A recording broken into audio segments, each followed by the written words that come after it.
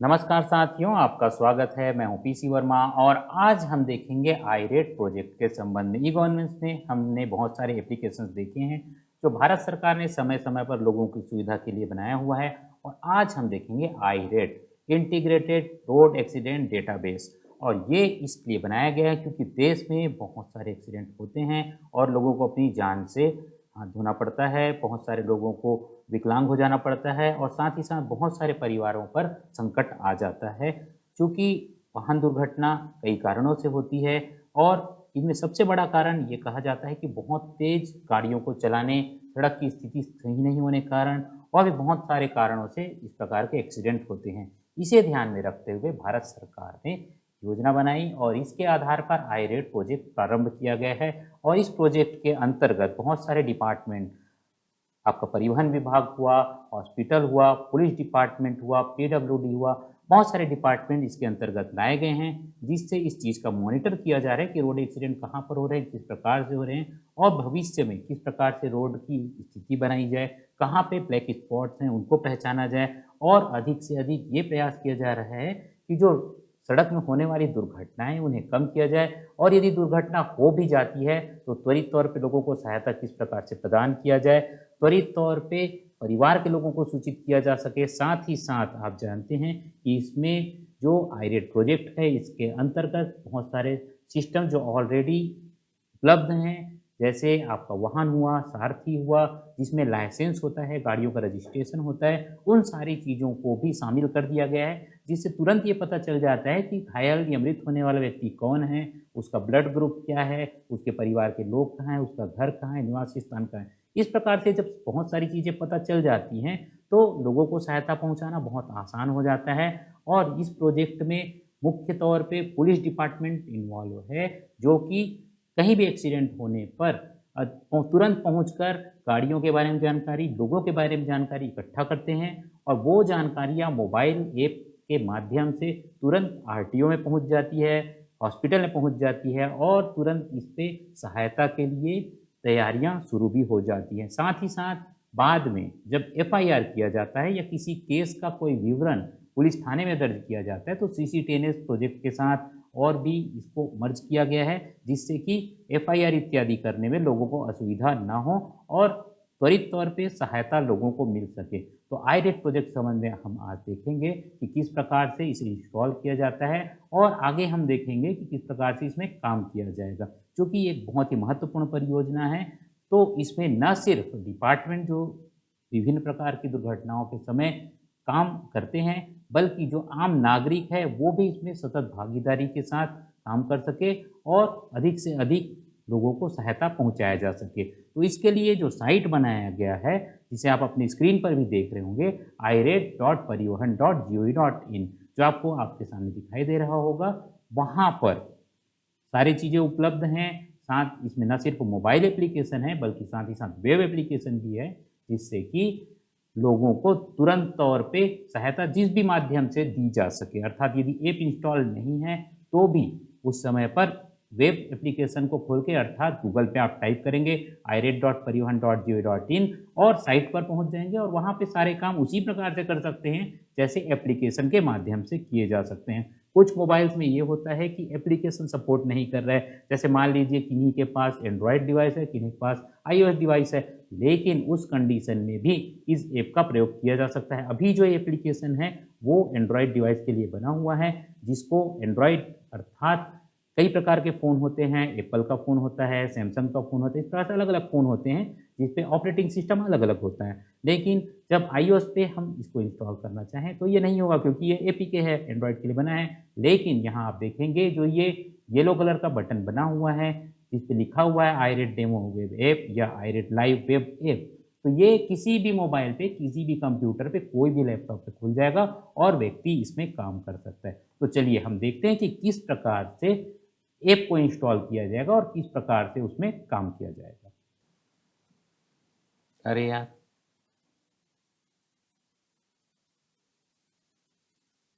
तो यहाँ हम देखते हैं कि किस प्रकार से इंस्टॉल करेंगे। देखिए, पहले इसमें हमने क्लिक किया, जो आपका आईरेट डेमो ऐप, ये इसमें आप क्लिक करेंगे।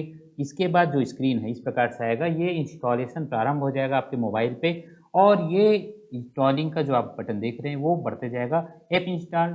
फिर उसके बाद जैसे इंस्टॉल हो जाता है हम इसको ओपन कर सकते हैं। यहाँ आप देखेंगे डन लिखा है, ओपन लिखा है। डन करने के बाद डन करेंगे तो आपको आइकॉन दिखेगा, अदरवाइज़ ओपन करके हम डायरेक्ट ओपन करके एप्लीकेशन को खोल सकते हैं। एप्लीकेशन को जैसे ही हम रन करेंगे तो आईरेट इस प्रकार से स्क्रीन आपको दिखाई देगा छोटा-सा। फिर उसके बाद ये आपसे पूछेगा कि एक्सेस करने का डिवाइस लोकेशन शेयर करना चाहते हैं तो उसे आपको करना होगा अलाउ ऑल टाइम। इसे करने के बाद इस प्रकार का स्क्रीन दिखेगा जिसमें आपको डिपार्टमेंट चुनना है, यूज़र नेम चुनना है, पासवर्ड चुनना है और कैप्चा कोड जैसे WMAU आपको दिखाई दे रहा है, उसी प्रकार से कैप्चा कोड दिखाई देगा जिसको आपको क्लिक करना है और फिर यहाँ आप कुछ लॉगिन स्क्रीन इत्यादि भी देखेंगे। और वेब से सीधे चलाने के लिए यहाँ आप देख सकते हैं वेब ऐप लिखा हुआ है, उसमें आपको क्लिक करना है। आईरेट लाइव वेब ऐप लिखा है, तो लाइव ऐप साइट चलेंगे और साथ ही साथ आईरेट डेमो वेब ऐप लिखा हुआ है, वहाँ से आपको डेमो साइट पे जो लॉगिन पासवर्ड आपको दिया गया है, उसी लॉगिन पासवर्ड से आप पेज को ओपन कर सकते हैं। जैसे ही पेज को ओपन करेंगे, यहाँ आप देख सकते हैं, यहाँ पे क्लिक करना है। जैसे ही पेज को ओपन करेंगे, तो इस प्रकार का स्क्रीन आ जाएगा। यहाँ पे आप देखेंगे कि इसके ऊपर आईरेट लिखा हुआ है, डिपार्टमेंट का चयन करना है, यूज़र नेम पासवर्ड आपको प्रदान किया जाएगा। तो इसमें जो लॉगिन्स है पुलिस का है, ट्रांसपोर्ट का है, हाईवे का है, हेल्थ है, प्रोजेक्ट मैनेजमेंट टीम का है। तो ये सारे लॉगिन इसमें दिए गए हैं। लॉगिन स्क्रीन्स आप देख सकते हैं और इसी के आधार पर काम कर सकते हैं।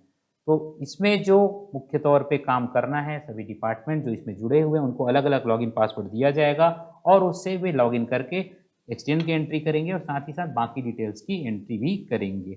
चलिए वो कैसे करते हैं वो हम देखते हैं। चलो ठीक है। अब हम मोबाइल ऐप या फिर ब्राउज़र के बारे में थोड़ा सा अपना जानकारी लेते हैं। इसके ऊपर ये जैसे लॉगिन है, लॉगिन पे जैसे टच करते हैं तो ये अपना डिपार्टमेंट दिखाता है, यूज़र नेम दिखाता है, पासवर्ड और कैप्चर। डिपार्टमेंट में जैसे टच करेंगे तो कौन सा डिपार्टमेंट में हम लोग काम करना चाह रहे हैं उस डिपार्टमेंट को अपन सेलेक्ट करना पड़ता है और उसके बाद ओके कर देते हैं। फिर यूज़र नेम और पासवर्ड और कैप्चर डालते हैं। वैसी सेटिंग है, इसका सेटिंग में जाते हैं तो सेटिंग के साइड किनारे में जो लिखा हुआ है इंग्लिश में,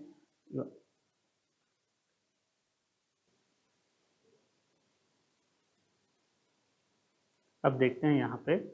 जैसे हम लोग यहाँ पे इंग्लिश पे टच करते हैं तो यहाँ पे अलग अलग भाषा जो अपने को चुनने का रहता है, जिस भाषा में अपने को ज़्यादा अच्छा रहता है। जैसे हम हिंदी चुनना चाहते हैं तो हिंदी पे टच किया और ओके कर दिए। वैसे अबाउट ए राइट का है, इसमें ए राइट के बारे में ये किस टाइप से किस किस चीज़ के साथ जुड़ा हुआ है उसके बारे में यहाँ पे दिखा रहा है। वाहन से जुड़ा हुआ है, सारथी से, फिर CCTNS के साथ जुड़ा हुआ है और इसका रिलीज़ के बारे में यहाँ पे दिया हुआ है कि ये आर कौन सा वर्जन चल रहा है। आर 2.0.6 है और ये जून में अपडेट हुआ है। उसका पूरा डिटेल इसमें डला हुआ है। वैसे इसमें हेल्प का दिया हुआ है। आईराइट का जो हेल्पलाइन नंबर है वो दिया हुआ है, ये 2400 घंटा काम करता है। कुछ भी अगर दिक्कत होता है तो डायरेक्ट हम लोग आईराइट का जो हेल्पलाइन नंबर है उसमें कॉल करके उस चीज़ के बारे में जानकारी ले सकते हैं। इसका हेल्पलाइन नंबर है 8929159651। वैसे अगर मोबाइल से कॉल नहीं हो पाता है तो हम उस जगह पे हम मेल भी कर सकते हैं। इसके लिए है helpdesk.iwrite.support.government.in।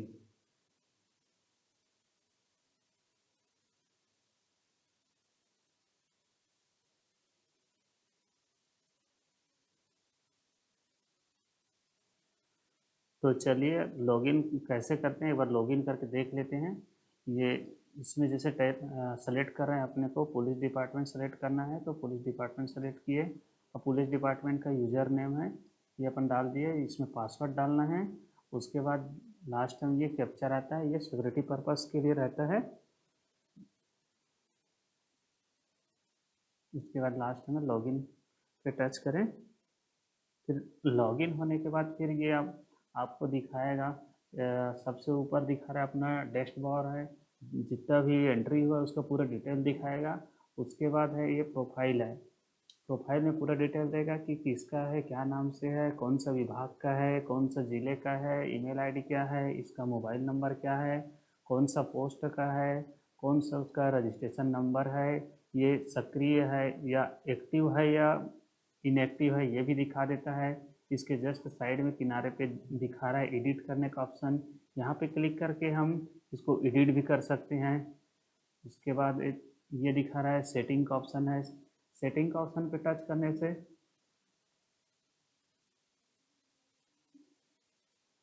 किनारे पे एक लैंग्वेज का आता है, लैंग्वेज जो अपने को अपनी सुविधा के अनुसार जो भी लैंग्वेज यूज करना चाहते हैं यहाँ पे यूज कर सकते हैं। इंग्लिश है, उर्दू है, हिंदी है, तो अपन हिंदी यूज करना चाह रहे हैं तो हिंदी पे टच कर सकते हैं। वैसे यहाँ पे यूजर मैनेजमेंट है।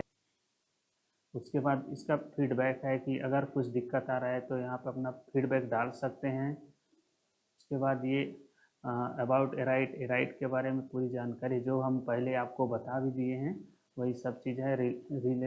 रिलीज का है, हेल्प का है।